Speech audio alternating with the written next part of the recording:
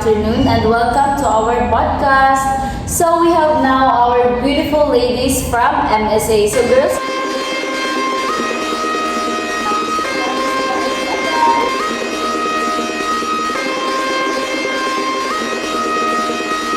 can you introduce yourself? Hi guys, I am Rosina A. Muhammad.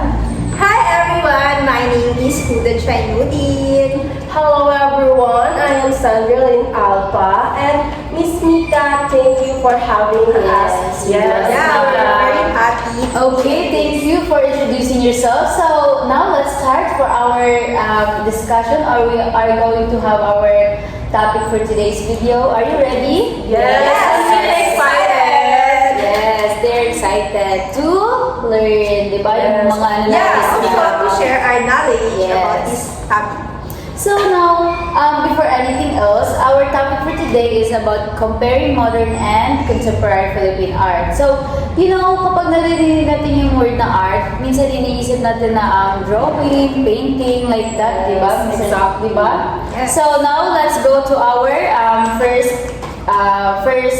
question. So, Mr. Sida, before anything else, maybe can you help us understand when we say modern Philippine art, what do we really mean by this? So basically, that's a great question, Mika. No? So basically, the modern Philippine art, it was started in the early year of 20th century, especially during the American colonial period. So before that kasi Mika, most our artworks in the Philippines were heavily influenced by the Spanish period.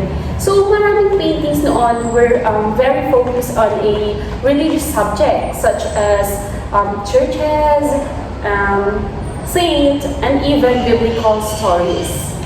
So parang the church had a big influence on what artists painted, like that? Yes, exactly, Mika. But when modern art started to develop, so Filipino artists began thinking differently.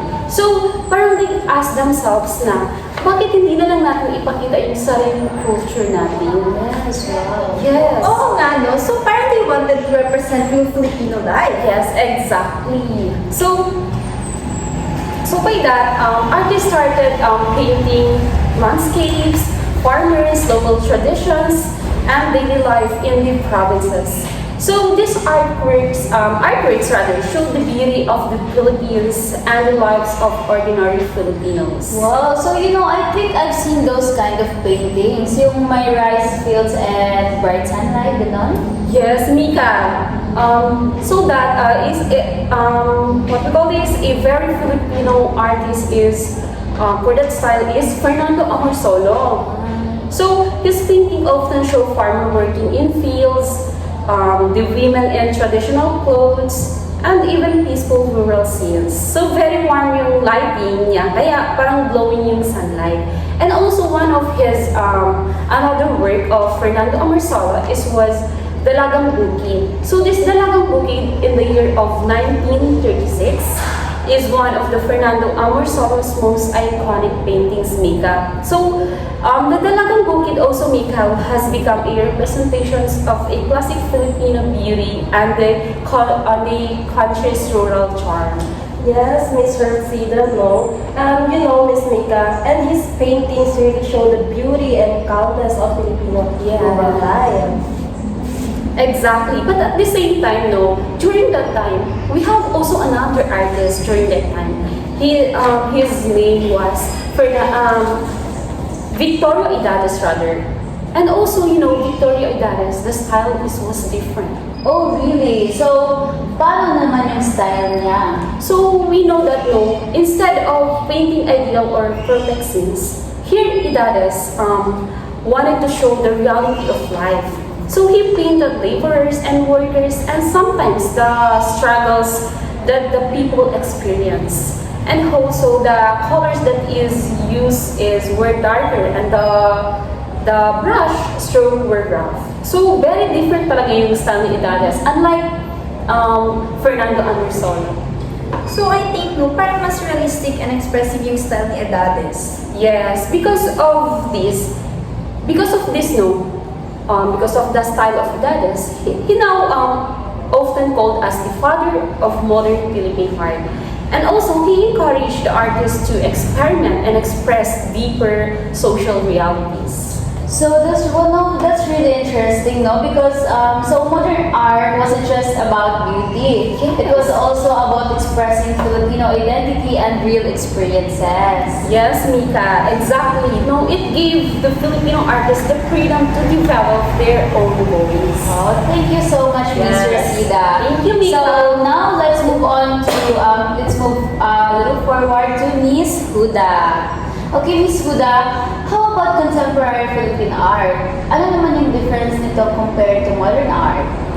Well, you know, Mika, no, contemporary Philippine art kasi started to become more visible around the 1970s.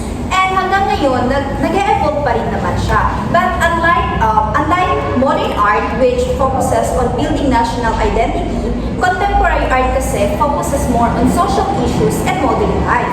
So parang it reflects what's happening in society today, like that? Yeah, exactly, Mika. Kasi contemporary artists likes to talk about topics like politics, cultures, globalization, technologies, and even social issues. And you know, Miss Mika, no, another big difference is the type of materials and the technique they use.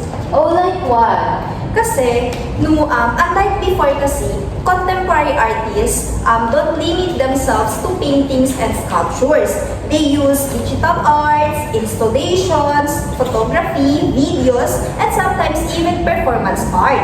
Wow, so parang anything can become art as long as it communicates its message. Yes, precisely. Kasi contemporary art often aims to make people think deeply about the certain issues.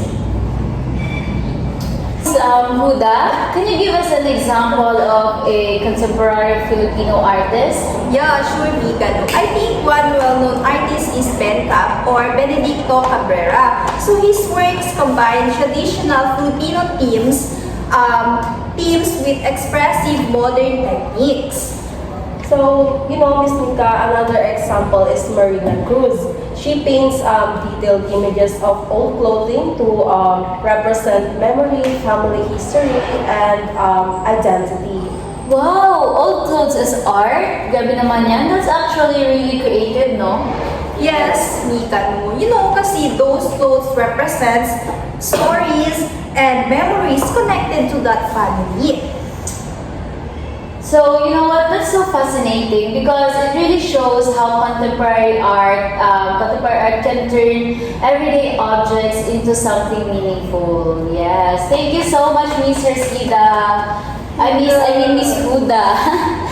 So now let's move on to Miss Sandra. So Miss Sandra, since we've talked about both movements, how would you compare modern and contemporary Philippine art? Well, Miss Mika, you know, one clear difference is their main focus because modern Philippine art was asking the question, who are we as a Filipino? You know, artists wanted to represent Filipino identity, culture, and tradition through their artwork. So it was connected to building a sense of national identity. Exactly, Miss Mika. So meanwhile, contemporary Philippine art asks the different questions, which is what issues do Filipino face today? So it reflects modern society, including global influences, social changes, and current realities. Yeah, and you know, Mika, no, and because the world is constantly changing, contemporary artists are always experimenting with new ideas and techniques. Yes, but even if they are different, though, both movements share an important goal. Which is, Both aim to express the Filipino experience and identity, just in different periods of history. Yes, exactly. Parang they're telling the story of the Filipino but using different artistic approaches. wow, you know what? I love that idea. Art really becomes a way for us to understand our culture and history. So now, before we end for our today's video,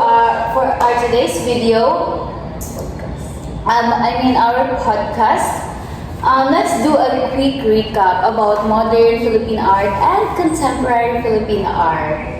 So when we say modern Philippine art, it helps Filipino artists express national identity and cultural pride, especially during the early 20th century. So meanwhile, when we say contemporary Philippine art, it reflects current issues and modern realities using more experimental and diverse art forms. So both movements shows how Filipino art continues to evolve. And it shows how artists respond to the changing world around them. Exactly. So art becomes a reflection of our identity as a Filipinos. Very well said. So, guys, I hope you learned something today for our podcast. So, I think that's all, Miss NSA. Thank you so much for today's. Thank you also for inviting us for this podcast. We're so Mika. enjoyed here. Yeah, Yes. it's our pleasure. Thank you so much. I hope I'll see you next time for our podcast again. So, that's all. Goodbye. Bye.